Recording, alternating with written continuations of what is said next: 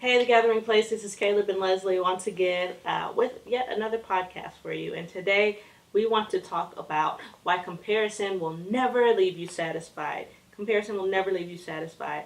One of the things that I find in ministry in general, and especially youth ministry, is a lot of times we can find ourselves comparing what we have to what somebody else has. Absolutely. Or what we don't have.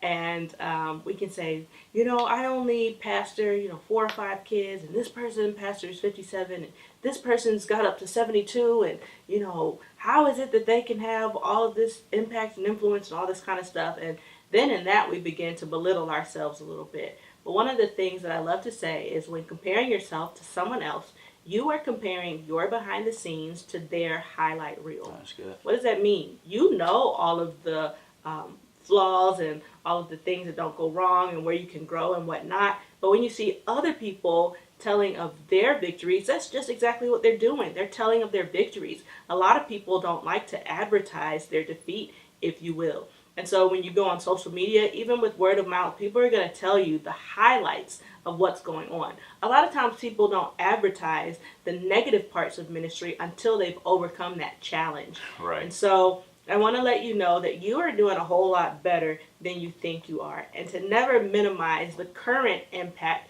that you have.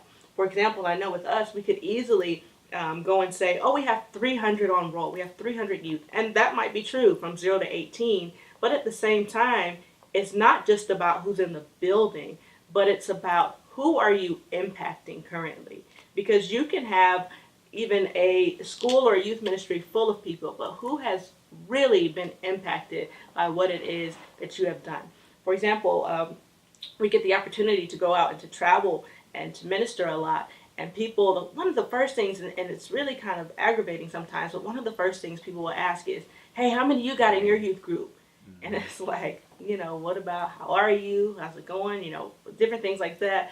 And, a lot of people will drop certain numbers, but I've gotten to the point now where I'll shock people and I'll just say, I don't know, I've got like 15, and I might, as a high school leader, might have like 40 or 50, but I know that I have 15 that are committed to the journey, that want to learn about Jesus, that want to know how is it that I can make an impact in the world. And so don't despise, small beginnings at all, because you never know who you're going to be impacting in the future.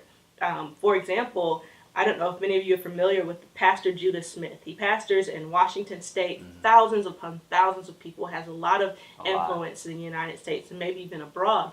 And I learned of his pastor, and his name was Jude Fuquay. I think that's how you pronounce it. And Jude was his youth pastor when Judah was younger.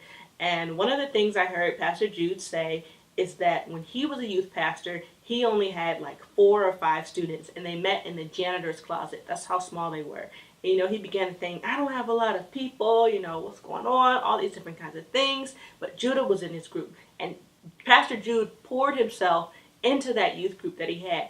And he said, now look, Judah has gone on to make a tremendous impact. And he even came back. And now Pastor Jude, I think, pastors maybe with his fellowship or something like that, but they're still very connected. So you never know, the seeds that you're planting now, what harvest that they can spring up. So don't ever despise small beginnings. You never know who is under your care, in a sense. Absolutely. And to piggyback on that, a lot of times youth know when they're not being prioritized, when your mind is elsewhere. Especially, even Scripture talks about he who compares himself amongst themselves are not wise, and it's not. Never take for granted what God has placed in your hands and placed for you to take care of.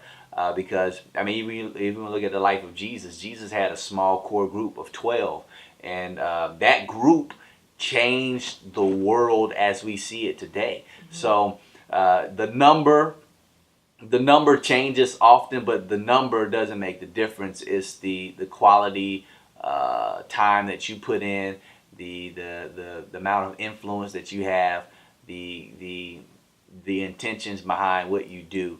And I think that makes the difference. And the heart behind what you do makes the difference, not the number. So continue to be encouraged. What you're doing is not in vain. For however many people you're doing it with, is not in vain. God sees that and He recognizes that. And I believe that we serve a God who can take the small and make it big and make it great.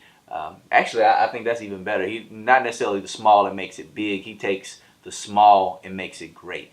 And so, never take for granted what God can do with your small number or big number, wherever it is. But God is ultimately in control. So That's all we have for now. We'll talk to y'all later.